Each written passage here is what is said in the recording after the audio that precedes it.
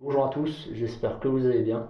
Aujourd'hui, je vous fais un petit épisode spécial de fin d'année où je vais d'une part me présenter de nouveau pour les personnes qui viennent d'arriver sur la chaîne. Je vais également vous parler de l'avancement des projets actuels de la chaîne, de ce qui va se passer en 2023 parce que ça va être un peu compliqué pour moi de vous fournir du contenu.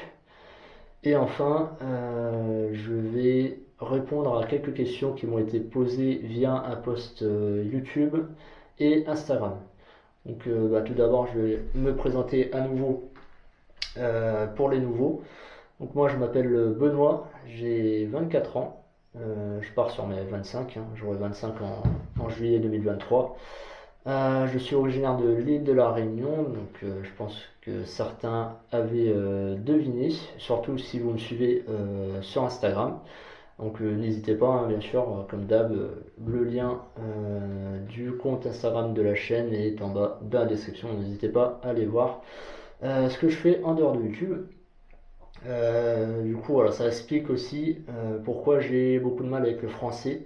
J'ai beaucoup de mal à formuler mes phrases, à articuler. Des fois, je me perds dans ce que je dis. Enfin bref, ça peut être le bordel. Et ça aussi, pareil, je pense que vous avez pu le remarquer. Je suis désolé pour ça, j'essaie de m'améliorer.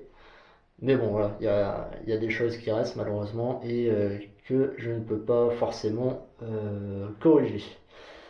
Qu'est-ce que j'allais dire de plus sur moi? Ben, je suis mécanicien comme vous pouviez le deviner. Je suis aussi carrossier et peintre. Alors carrossier de formation, j'ai un CAP et peintre d'expérience, on va dire ça comme ça. Ce que j'ai appris sur le tas, je n'ai aucun diplôme en peinture, mais on va dire que je me débrouille plutôt bien. Bon, je vais pas vous mentir, en ce moment, c'est un peu creux de ce côté-là. Je fais beaucoup plus de mécanique que de carrosserie peinture, donc forcément, pour l'application des produits, eh ben, j'ai un peu perdu la main, surtout au vernis, donc j'ai tendance à pas mal couler, hein, surtout qu'on a changé de vernis, on a un vernis beaucoup plus liquide, beaucoup plus fluide, donc forcément, hein, j'ai perdu la main, j'ai plus l'habitude. Mais enfin bref, ça reviendra petit à petit. D'ailleurs, la carrosserie peinture, je pense que ça va être quelque chose qui va venir sur la chaîne. À la base, je pensais faire une chaîne secondaire dédiée à la carrosserie peinture. Mais au final, je me dis que ouais, ça serait bien de mettre ça sur cette chaîne-là. Ouais, je pense pas que je vais m'embêter à faire une chaîne secondaire. Qu'est-ce que j'allais dire de plus? Je réfléchis. Bon, il n'y a pas grand-chose, hein. Pas grand-chose à dire de plus. Je vis en Auvergne depuis 5 ans maintenant. Voilà, depuis 5 ans, j'ai quitté l'île de la Réunion pour venir vivre ici. Et c'est plutôt sympa. Moi, je trouve que c'est sympa. Bon, après, moi, je suis habitué à la montagne. Donc, forcément, je me sens bien, on va dire, là où je suis. Bon, bah, je vais fermer la parenthèse sur ma présentation. Je pense que j'en ai assez dit. Concernant les projets sur la chaîne, alors il y a toujours deux projets que je me traîne depuis un bon moment. La Nissan Sunix GTI qui est en train de reprendre vie petit à petit. Donc pour l'instant le moteur, eh ben, toujours au même stade, hein. D'ailleurs il est dans son coin là-bas tranquille. Je dois réparer la culasse. Et pour réparer la culasse, il me faut du matériel spécifique. Mais bon, ça, je vous l'ai déjà expliqué dans une vidéo dédiée. Je vous mets le lien de cette vidéo en haut à droite de l'écran. Le matériel, il vient des États-Unis. Je peux pas le trouver ailleurs et ça va me coûter 600 balles. Les 600 balles, je devais les dépenser du coup pour cet outillage en octobre. Voilà, septembre-octobre, sauf que je suis tombé sur le moteur d'occasion qui est monté actuellement dans la 100X. Donc j'ai préféré mettre de l'argent dans ce moteur là. que de mettre de l'argent dans le matos et de finir de réparer le moteur qui était monté d'usine de la caisse. Alors pourquoi j'ai fait ce choix? D'une part parce que ces moteurs-là sont assez compliqués à trouver. Du fait que l'admission est particulière sur cette culasse, sur ce moteur-là spécifiquement. Donc vous avez deux types de culasses. Vous avez culasse avec port d'admission haut, c'est-à-dire que vous avez le collecteur qui part du bas comme ça, où vous avez le boîtier papillon, et ensuite ça remonte et ça va en haut. Et vous avez le deuxième modèle de culasse où c'est des ports bas, c'est-à-dire que le papillon il est ici, l'air arrive en haut et descend vers la culasse, vers les ports d'admission qui sont en bas. Donc les culasses avec les ports d'admission bas sont beaucoup plus répandus que les culasses avec les ports d'admission hauts, comme ce que vous pouvez voir ici. Donc je ne sais pas si c'est dans le cadre, mais bref, là vous pouvez voir que c'est des ports hauts. Donc cette culasse là, c'était la culasse qui était montée d'usine sur un moteur. Elle est morte, donc là je l'ai montée sur ce bloc là, histoire qu'il n'y ait pas de merde qui rentre. D'ailleurs, ce bloc là, j'avais déposé les bielles, les pistons, je les ai remontés à l'arrache comme ça, pour éviter que ça traîne et aussi pour faire de la place, hein, tout simplement. Faire de la place. Le moteur là, je vais le virer du support, là, je vais le mettre dans un coin. Enfin bref. Du coup, qu'est-ce que j'étais en train de dire? Oui, ben voilà, donc j'ai acheté ce moteur, je l'ai monté dans la caisse, et comme ça, je peux faire les papiers. Déjà d'une part, parce que ça fait 2 ans que je l'ai, la voiture, mais j'ai pas encore fait les papiers. Et puis que je puisse en profiter aussi. C'était un peu le but, quoi, de remonter, de refaire le moteur de base, de le remonter, et puis de rouler avec, le temps d'avoir un atelier beaucoup plus grand, un garage beaucoup plus grand, histoire de démonter la caisse de A à Z et de la refaire de A à Z. Voilà. Donc la 100NX, ben, elle va rouler normalement aux alentours de mars-avril. Elle devrait être de nouveau sur la route, j'espère en tout cas. J'aurai quelques petits trucs à faire, notamment la clim que je vais devoir remplir à nouveau. Donc ce sera du matos à acheter forcément. Et je ferai une vidéo dédiée pour le remplissage de clim sur les 100NX. Je n'expliquerai rien pour le vidage de la clim parce que pour le vidage il faut avoir là par contre de l'outillage très spécifique et il n'y a que les garages qui ont cet outillage là. En plus de ça il faut l'agrément parce que le gaz qu'on a d'origine dans les véhicules, c'est du gaz qui est relativement polluant. Donc voilà, je verrai quand est-ce que je ferai cette vidéo. Il y a le maître cylindre de frein aussi qu'il va falloir que je change parce qu'il fuit. Donc j'en ai acheté un neuf origine, un Nissan. Et puis c'est tout, j'aurai certainement les 4 pneus à faire parce qu'ils sont trop vieux. Et je m'aventure pas à rouler avec des vieux pneus. Ouais, c'est assez dangereux, surtout sur route mouillée. Pour la 100NX, je crois que c'est tout. La 106. Alors la 106, ça va être compliqué. Alors, en fait, je voulais faire rouler un peu la 100NX et mettre à l'arrêt la 106, histoire de la démonter et de commencer à préparer la caisse. Mais au final, je me suis dit non, ce sera pas possible en 2023. Je pense pas que ce soit possible en tout cas. Je vais certainement acheter un moteur d'occasion et commencer à bosser dessus, hein. Donc commencer à travailler sur la culasse, sur le bloc moteur, essayer de voir ce qu'on peut faire pour renforcer le bas moteur. Donc j'ai quelques petites idées qui pourraient être intéressantes, histoire que les pièces d'origine interne tiennent les performances que je voudrais atteindre, sans forcément acheter des pièces perf qui me coûteraient super cher. J'ai pas forcément beaucoup d'argent à mettre dans ce projet. Et puis voilà, j'aurai les supports moteurs à changer aussi. Pourquoi il faut que je les change? Tout simplement parce que j'en ai marre. Ils sont trop mous.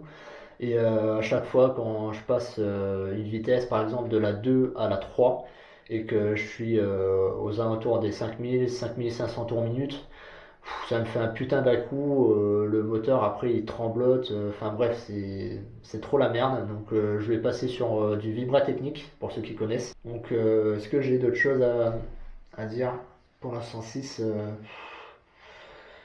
Non, j'ai pas d'autres trucs hein, pour l'instant. Peut-être les trains roulants, je changerai peut-être le train arrière, mais rien n'est sûr hein, pour le 2023. Comme je vous l'ai dit en début de vidéo, ça va être compliqué. Euh, je ferai peut-être des petites vidéos, genre, je sais pas, des trucs à la con, comme par exemple changer l'ampoule d'allume-cigare. Donc c'est un truc vraiment con, mais voilà, pour ceux qui veulent démonter la façade centrale qui est sur la planche de bord, c'est assez chiant. On trouve des tutos sur le net, mais bon, voilà, quoi, ça en fera un de plus, ça fera du contenu pour la chaîne, et puis ça rendra service à des gens, c'est surtout ça. Donc voilà, pour la 106, je crois que j'ai fait le tour. Et puis c'est tout. Bon, pas d'autres projets qui sont prévus sur la chaîne pour 2023. Pourquoi? Parce que je vais devoir économiser pas mal de sous. Je vais devoir mettre pas mal de sous de côté. Parce que je vais devoir d'une part déménager en début d'année et d'autre part, vu que je vais hériter d'une maison en Outre-mer, donc la maison des parents, et ben il va falloir que je paye pas mal de trucs pour pour avoir la maison. Et puis aussi j'aurai les impôts. Donc les impôts forcément. Si j'ai pas d'argent, ça va être un peu compliqué. Donc voilà, là 2023 ça va être vraiment une année de merde. Donc voilà, il y aura très peu de contenu malheureusement. Je suis désolé pour ça. Donc voilà pour le point sur la chaîne. Bon, et bien maintenant je vais répondre à quelques questions qui m'ont été posées via YouTube et Instagram. Donc, je vais commencer par celle qui m'a été posée par Kolkova187. Désolé si j'ai écorché ton pseudo. Du coup, c'est une question qui m'a été posée sur Instagram. À quand la rencontre abonnée, car je suis de retour en Auvergne et j'ai besoin d'informations sur le même modèle de moteur que la 106. A très vite. Alors, une rencontre abonnée, je sais pas, peut-être un jour. Franchement, j'y ai jamais pensé, donc je sais pas, peut-être qu'un jour ça se fera. Ensuite, sur YouTube, il y a Mangeur de Cardan. D'ailleurs, salut à toi. Mangeur de Cardan, c'est qui? Eh ben, c'est une chaîne YouTube qui comptabilise 990 abonnés à l'heure où je parle. Et c'est un gars tout simplement qui a une 106 Green. Il a récemment acheté une 106 Quicksilver. Et le projet principal de sa chaîne, qui est actuellement en cours, c'est le swap de sa 106 Green. C'est une 106 phase 1. Il a viré le 1.1 d'origine qui était monté dedans et il va monter un moteur de 206 si je ne me trompe pas, TU5 GP4, donc c'est un A26 16 soupape qui fait 110 chevaux. Et du coup, elle est en train de bosser sur les adaptations à faire pour pouvoir monter le moteur dans la caisse. Voilà, alors lui il m'a demandé la caisse de mes rêves. Alors, j'ai pas forcément de caisse de rêve. Euh, non, j'ai pas forcément de caisse de rêve. Je voudrais bien avoir une Toyota Celica ST182 ou ST162 avec le 160 chevaux, hein, pas les versions STI, mais les versions GTI 16, donc avec le moteur 3SGE.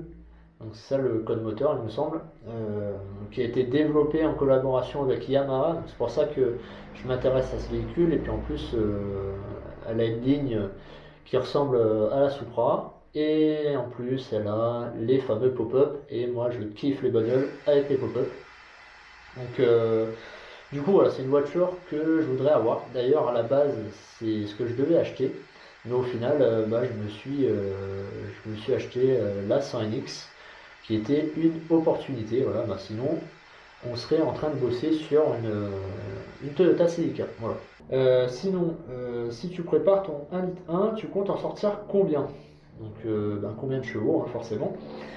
Je ne sais pas. Franchement, je ne sais pas. Je pense très modestement atteindre 90 chevaux. Après, j'ai pas d'objectif précis, hein. Je dirais 110 chevaux. Si j'arrive à 110 chevaux sans péter le bloc et sans mettre 15 000 boules dans la prépa moteur, franchement, je serais très content. Passage en carbu, peut-être. Alors, oui, peut-être, pourquoi pas, mais c'est pas la base du projet. La base du projet, pour rappeler au nouveau, du coup, la base de ce projet-là, c'est de garder un maximum d'éléments d'origine. Euh, d'éléments d'origine. C'est mal formulé, pas d'éléments d'origine, mais comment vous formulez ça? Euh, Garder la conception d'origine. Voilà, c'est ça ce que je voulais dire. Garder la conception d'origine, c'est-à-dire euh, culasse 8 soupapes. Bon, de toute façon, je pourrais pas mettre une culasse 16, hein, ça se monte pas dessus. En tout cas, il n'y a pas de culasse 16 chez Peugeot qui monte dessus. Garder le monopoint. Euh, Garder le collecteur d'admission, tout pourrave. Euh, Collecteur d'échappement, ça va virer. Je vais faire tout en sur-mesure moi-même. Je vais faire tout de A à Z. Euh, et garder le calculateur d'origine. Mais je vais ajouter une gestion programmable qui ne sera pas une gestion programmable dans le sens où je pars de zéro. Je vais partir de la map d'origine qui est dans le calculateur. C'est juste que je vais rajouter un boîtier qui va, euh, qui va corriger l'avance à l'allumage et l'injection en fonction de ce que moi je mets, de ce que moi je veux et de ce que je vais paramétrer dans les maps qui seront dans ce boîtier additionnel du coup. Allez, merci pour le contenu que tu fais. À bientôt. Merci. C'est très gentil à toi. D'ailleurs, je te retourne le compliment. Merci de nous fournir aussi du contenu de ton côté. Et j'ai deux autres questions de Kinan 7706. Pareil, désolé si j'écorche ton pseudo. Qui me demande Peugeot 106 bleu vert dégueu. Prévois-tu de rouler à l'E85? Alors, c'est une question qui ont été répondues par moi-même et par une autre personne. Le véhicule roule déjà le 85. Alors, je fais du mélange parfois je fais du 100% le 85. Le 85, je suis pas vraiment pour au 100% sans gestion moteur. Mais voilà, je roule à le 85 quand j'ai pas le choix. Sur la 100NX, bien sûr, ce sera full 100 95 ou 98, jamais de 85 là-dedans. Mais sur la 106, je m'en fous un peu. As-tu un retour d'expérience sur ce véhicule? Alors, si tu demandes un retour d'expérience sur le 85, moi j'ai roulé plusieurs véhicules à l'E85. Je ne recommande pas de rouler à l'E85 en 100%, déjà sans modification mécanique et aussi sans modification électronique. Donc la gestion moteur, c'est super important de la modifier. Il y a beaucoup de gens, et je sais que là, certainement dans les commentaires, il y aura beaucoup de gens qui vont dire oui, mais moi, j'ai mis un injecteur plus gros, j'ai mis une pompe plus grosse, j'ai mis un régulateur de pression d'essence qui augmente la pression plus que d'origine, machin, ça roule nickel, j'ai pas de problème. Moi, tout ce que j'ai à dire, c'est que Euh, Tu peux mettre 4 barres dedans de pression. Tu peux mettre un injecteur de Chrysler Voyager 2 litres 2 je crois essence. Tu peux mettre une pompe à essence gros débit, un régulateur de pression d'essence, des bougies iridium si tu veux, une bobine d'allumage de 306 S16. Tu auras toujours les problèmes inhérents à l'E85, c'est-à-dire le démarrage à froid qui sera compliqué, des à-coups moteurs, à froid notamment, euh, des à-coups, voire des, comment dire, des hésitations du moteur en pleine charge, c'est-à-dire que, je sais pas, tu es en 3 à 3000 tours, tu piles sec, tu auras toujours un trou. Ça fera toujours un trou et puis après ça va partir. À l'E85, il y aura toujours un trou comme ça si tant qu'il n'y aura pas de enfin tant qu'il n'y aura pas une map d'injection modifiée et une avance à l'image modifiée. Donc il y aura toujours des problèmes. Mais voilà, ce sera toujours mieux que de mettre de l'E85 sans modification. E85 sans modification, tu oublies direct. Non, c'est trop la galère, c'est chiant. Tu auras plus de problèmes qu'autre chose. Donc le minimum, si tu veux pas faire une gestion moteur, parce que oui, ça coûte cher, et puis il faut trouver la personne qui sait faire, il faut trouver un gars sérieux, bref, c'est trop la merde. C'est pour ça d'ailleurs que moi je vais tout faire moi-même, même si je casse le moteur, je m'en bats les couilles, mais en tout cas je saurais faire pour les autres prépas, et je ne serai pas dépendant de ce côté-là. Euh, du coup, oui, tu peux mettre une pompe à essence avec un débit plus important. Tu prends une pompe à essence de 106, 1 litre 4 ou 1 litre 6. Saxo 1 litre 6 ou 1 litre 4 aussi. Les pompes 3 bar 5 parce que d'origine c'est une pompe 1 bar. Il y a beaucoup de gens aussi qui m'ont dit mais non, c'est pas une pompe 1 bar, machin, c'est une pompe 1 bar. J'ai contrôlé sur la RTA, c'est une pompe 1 bar, point. C'est pas une pompe 3 bar 5, faut arrêter avec ça. Donc tu prends une pompe de 1 litre 4, de 1 litre 6, même de S16, peu importe. Tu la montes dans ton réservoir, tu mets un petit régulateur de pression d'essence, tu augmentes la pression à environ 2 bar 5 si tu gardes l'injecteur d'origine, parce que plus de 2 bar 5, l'injecteur va commencer à claquer, il va rendre l'âme au bout de quelques mois. Et j'ai déjà fait l'essai, j'en ai tué 4 des injecteurs comme ça. Donc je sais qu'à 2 bar 5, c'est le maximum qui prend l'injecteur d'origine. Si tu veux monter plus en pression, tu mets un injecteur de Golf 1 litre 6. Alors je crois que c'est les Golf GT. Je ne suis pas sûr. Euh, dans tous les cas, c'est pas une Golf GT, c'est Golf 3, 1 litre 6, monopoint Bosch. Monopoint Bosch, pas monopoint Manetti Marelli, mais monopoint Bosch. Il ressemble. C'est exactement le même monopoint en fait que sur les 106 1 litre 1 ou 1 litre 4 monopoint. C'est juste le papillon qui change. Mais j'ai fait une vidéo là-dessus. Tu fouilles un peu sur ma chaîne, tu regarderas. Enfin, bref, tu trouveras la vidéo qui en parle. Où je monte un monopoint de golf sur le 1 et ça fonctionne super bien. Ça prend 4 barres de pression sans broncher. L'injecteur il claque un peu, mais là ça fait plus d'1 an que je roule avec. J'ai jamais de problème. Donc voilà. Euh, Merci beaucoup pour ta chaîne, tes vidéos sont top. Alors merci, ça me touche, même si je trouve que mes vidéos sont de qualité plutôt médiocre, je vais pas vous mentir. J'essaie d'être honnête là-dessus, je suis pas le meilleur vidéaste du monde et je fais pas le meilleur contenu du monde.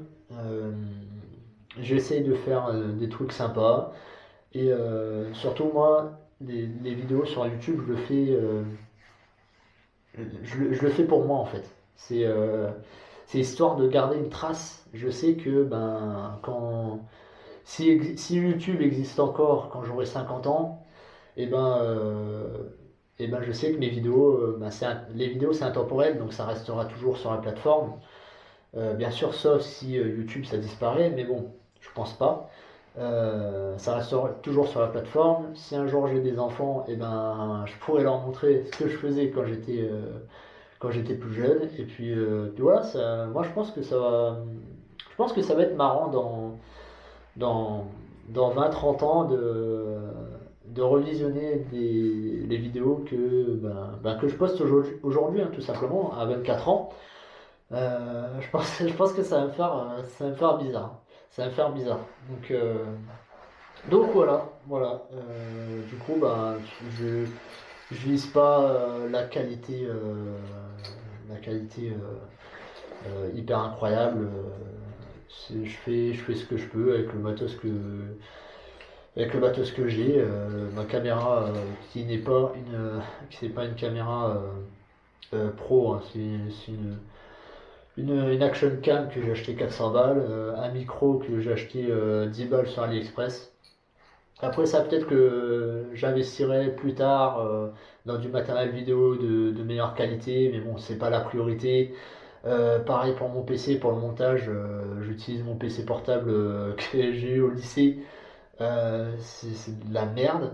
Et c'est pour ça que je galère à vous sortir des vidéos, parce que le PC soit il plante, soit pour exporter une vidéo. D'ailleurs, la vidéo précédente où j'ai remonté le moteur de la NX, et cette vidéo là, l'exportation elle a duré 5 jours H24, donc j'étais obligé de brancher le PC machin H24, je pouvais même pas utiliser mon PC pour regarder des vidéos sur YouTube ou quoi.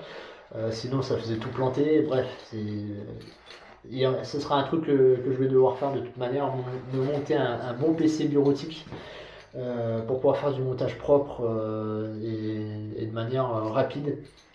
Et puis, euh, et puis voilà. Pareil pour le montage, il y a des gens qui se sont plaints enfin, au sujet du timelapse. Le timelapse, je crois que je l'ai déjà dit, mais c'est un peu ma marque de fabrique. Moi j'aime bien faire du timelapse. Je trouve ça sympa. Après, oui, ça peut saouler à la longue. Mais c'est un truc que j'apprécie faire. Et puis c'est quelque chose qui me prend pas longtemps à faire. Voilà, c'est surtout ça. Parce que je déteste passer des heures au montage. C'est une horreur. Donc ça me permet de gagner du temps. Et puis ouais, non, de faire des effets spéciaux, etc. Déjà, ça m'intéresse pas. Alors j'ai fait des essais, hein. J'ai fait des essais auparavant. Bah, il y a des petits trucs sympas. Alors oui, je pourrais peut-être éventuellement faire un petit peu de montage de temps en temps, faire un petit peu de mise en scène de temps en temps. Mais voilà, ça va pas être tout le temps à chaque vidéo, quoi. Bon, et bien voilà, j'en ai fini avec cette vidéo qui a été assez longue. Donc je tiens à remercier toutes les personnes qui m'ont posé des questions, même si vous avez été peu nombreux. Et voilà, j'ai quand même pris le temps de répondre. Et puis mine de rien, il y avait quand même pas mal de choses à dire. Bon, après moi je parle beaucoup. Bon, bien voilà, j'espère que cette vidéo vous aura plu. Bien sûr, si c'est le cas, n'hésitez pas à laisser un petit pouce bleu, ça fait toujours plaisir. À vous abonner si vous ne l'êtes pas encore et activer la cloche de notification. Je vous souhaite également de bonnes fêtes de fin d'année et de meilleurs vœux pour l'année 2023. Donc sur ce, je vous dis à la prochaine. Ciao!